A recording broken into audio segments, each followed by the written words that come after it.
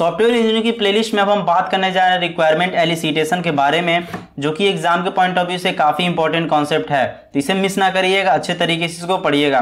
रही बात important links, playlist का लिंक और नोट्स का लिंक डिस्क्रिप्शन में अवेलेबल है, वहां से आप एक्सेस कर सकते हैं। चैनल पर नए हो तो चैनल को सब्सक्राइब करो, वीडियो को लाइक करो, दोस्तों के साथ शेयर करो और इस वीडियो को एंजॉय करो।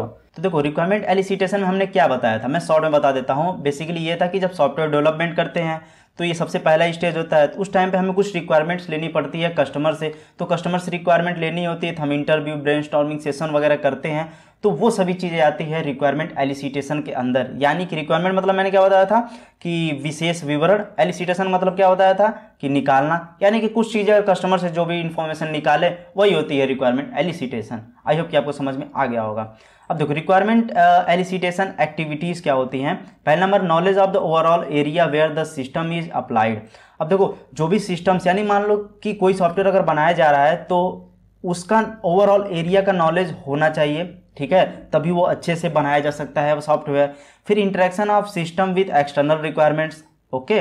फिर detail investigation of user needs, यानी कि जब सॉफ्टवेयर को बनाया जाता है तो ऐसा तो है नहीं कि कस्टमर से आपने थोड़ा सा बात किया फिर सॉफ्टवेयर बनाने पे काम पे लग गए, नहीं है। अगर ऐसा कर देंगे तो जब सॉफ्टवेयर बनाकर कस्टमर को देंगे तो वो क्या कहेगा, अरे यार तुमने तो बनाया, मुझे ये नहीं सही लग रहा है, तुमने ये गड़बड़ कर दिया, ये काफ़ी चीज़ें वो बोल सकता है। फिर अगर चेंजेस करने के लिए बोलेगा तो काफ़ी प्रॉब्लम आएगी आपको चेंज करने में। तो वही होता है कि डिटेल इन्वेस्टिगेशन हम लोग पहले ही कर लेते हैं कि यूजर्स को भाई तुमको क्या क्या चाहिए तुम पहले बता दो मुझे, तभी मैं डेवलप करूंगा, ठीक है।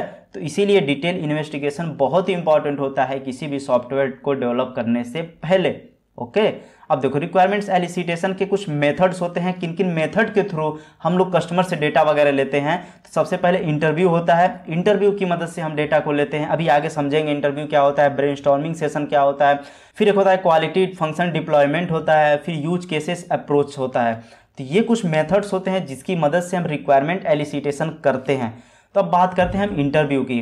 तो इंटरव्यू में क्या चीज़ें कैसे होती हैं, तो objective of conducting an interview to understand the customer expectation from the software. Interview हम लोग इसलिए करते हैं ताकि हम समझ सके कि कस्टमर की क्या एक्सपेक्टेशन है इस सॉफ्टवेयर से रिलेटेड, यानी कि कस्टमर जो सॉफ्टवेयर डेवलप कराना चाहता है उसकी एक्सपेक्टेशन क्या है, वो सॉफ्टवेयर से क्या क्या चीज़ें कराना चाहता है।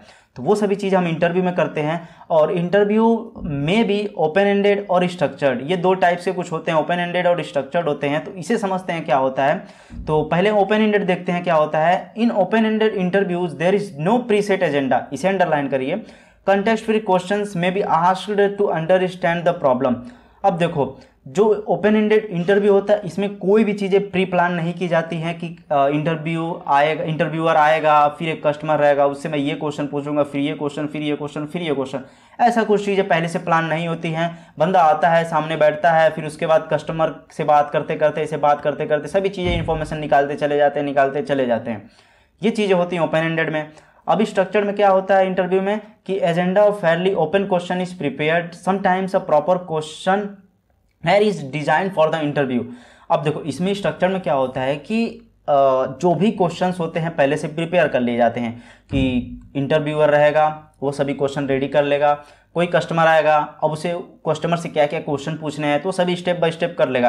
अरे जैसे नेता लोग होते हैं ना, जाते हैं जब स्पीच देने तो एक पेज का पहले लिख लेते हैं कि मुझे ये लाइन बोलना है फिर ये लाइन बोलना है, ऐसे पढ़ पढ़ के सभी लाइन बोलते चले जाते हैं। तो ठीक उसी तरह जो इंटरव्यूअर होता है एक प्रॉपर सेट ऑफ क्वेश्चन को रेडी करता है जिससे आसानी से वो इंटरव्यूअर जो हो उससे क्वेश्चन पूछ सके, ठीक है। अब देखो ब्रेनस्टॉर्मिंग सेशन क्या होता है। It is a group of technique, ठीक है, ये ग्रुप होता है, ठीक है, एक ग्रुप होता है ब्रेनस्टॉर्मिंग सेशन में। उसको देखो it is intended to generate lots of new ideas hence providing a platform to share views. अब देखो इसमें होता है काफ़ी लोग होते हैं इस ग्रुप में काफ़ी लोग होते हैं ना। तो क्या होता है कि जब किसी एक आइडिया पे जब कई लोग डिस्कस करते हैं तो सभी लोग अपने अपने डिफरेंट आइडियाज़ दे रहे होते हैं। तो कहा जाता है कि जब किसी आइडिया पे डिफरेंट लोग डिस्कस करते हैं तो आइडिया और भी मजबूत होता जाता है और भी स्ट्रांग होता जाता है।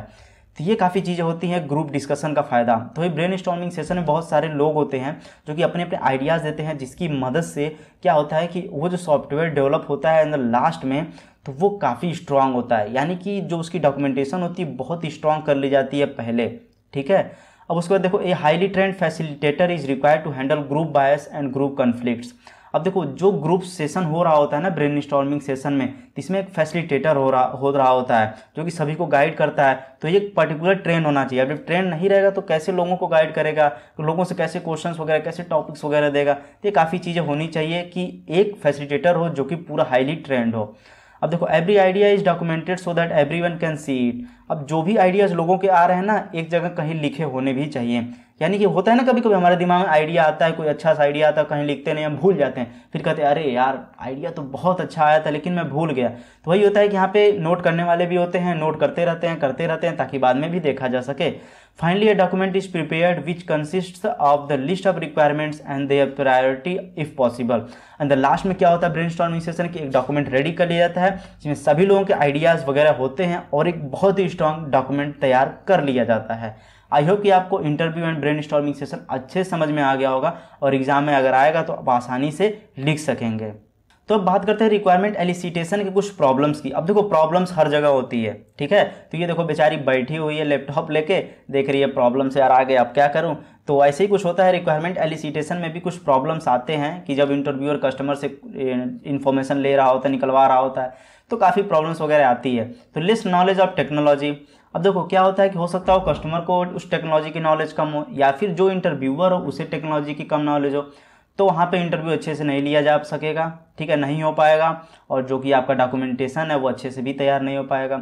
Use of different language by developer and user. अब देखो डेवलपर जो है अलग लैंग्वेज यूज़ कर रहा है और यूज़र जो है अलग लैंग्वेज यूज़ कर रहा है। जैसे कि फॉर एग्जांपल आप समझ सकते हैं कि दो लोग हैं, कोई एक हिंदी बोल रहा है, कोई एक इंग्लिश बोल रहा है, तो कैसे एक दूसरे से लोग कम्युनिकेट कर पाएंगे। वो बोलेगा अरे यार तुम इंग्लिश में बोल रहे हो, मुझे हिंदी समझ में आती है, वो बोलेगा मुझे इंग्लिश समझ में आती है, मुझे हिंदी नहीं समझ में आती है, तो कम्युनिकेशन नहीं हो पाएगा।